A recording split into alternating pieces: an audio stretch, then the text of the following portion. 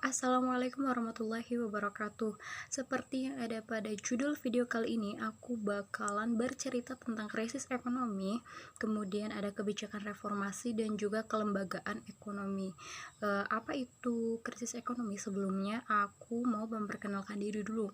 Namaku itu Zakiatun Noviatur Rahma, biasa dipanggil Zakia atau bisa dipanggil Kiki. Oke, kita lanjut ya mengenai krisis ekonomi. Krisis ekonomi adalah keadaan di mana suatu negara itu mengalami penurunan yang cukup signifikan dalam bidang ekonomi. Nah, pada tahun 1998 itu di Asia dilanda krisis ekonomi di beberapa negara, salah satunya itu Indonesia. Nah, di Indonesia ini sebenarnya belum pasti apa penyebabnya yang menjadikan Asia ini dilanda krisis ekonomi ini. Cuman ada beberapa pendapat yang menyebutkan mengenai penyebab dari krisis ekonomi ini. Yang pertama itu karena krisis mata uang, dan yang kedua itu karena kepanikan ekspektasi pelaku ekonomi sehingga mempengaruhi kebijakan ekonomi makro.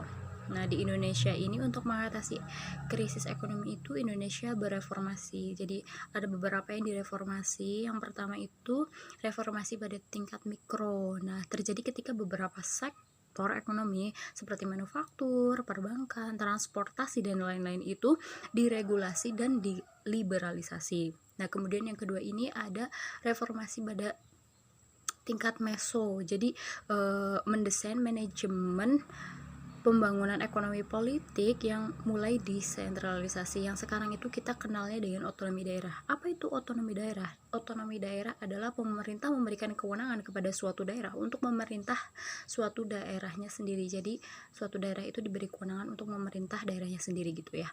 Terus yang ketiga itu ada reformasi pada tingkat makro yang berjalan dengan sehat. Perubahan sistem persaingan ekonomi untuk merancang ekonomi ke arah persaingan yang lebih sehat sehingga semua pelaku ekonomi itu memiliki akses yang sama. Lah, ini kan udah baik banget ya reformasinya. Namun pada kenyataannya itu nggak kayak gitu guys, tapi berbanding terbalik gitu ya. Liberalisasi keuangan hanya instrumen untuk menafkahi dirinya sendiri, jadi nggak merata gitu, nggak kayak yang tadi itu reformasinya ada buat manufaktur, terus ada transportasi, itu enggak, tapi ini cuman pada keuangan itu sendiri gitu. Terus yang kedua itu adalah petani.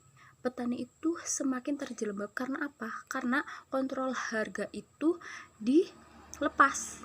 Jadi sementara penentu harga itu ada pada pedagang atau distributor itu sendiri. Dan yang terakhir ini ada pelaku ekonomi tradisional atau para pelaku ekonomi yang kecil itu kalah saing. Padahal tadi apa reformasinya?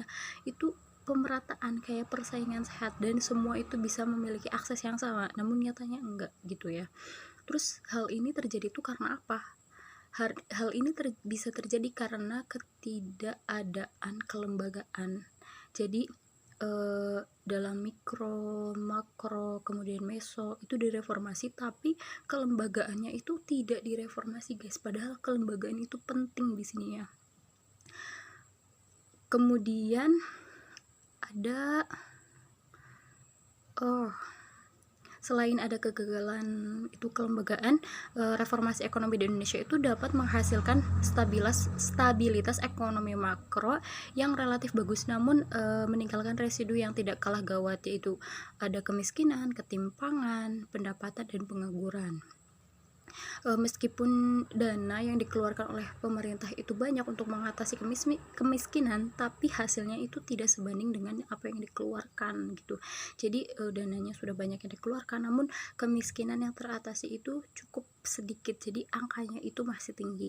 Kemudian kayak pertumbuhan ekonomi yang stabil justru menjadi lahan yang subur bagi yang pertama itu adanya tendensi kesenjangan antara inflasi dan upah minimum yang semakin tipis, dan yang kedua itu adalah liberalisasi keuangan hanya menjadi instrumen pemutar antara pemilik modal atau dari pemodal yang pertama ke pemodal yang lain itu hanya berputar, nggak ada keuntungan, mungkin seperti itu ya guys. Terus yang ketiga itu adalah pengangguran terbuka secara sistematis menunjukkan penurunan, tetapi jumlah pekerja yang tergolong setengah menganggur itu masih sangat besar.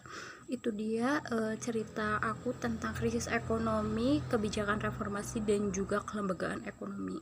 Sekian dari aku. Semoga video ini bermanfaat dan terima kasih sudah menonton. Bye bye. Wassalamualaikum warahmatullahi wabarakatuh.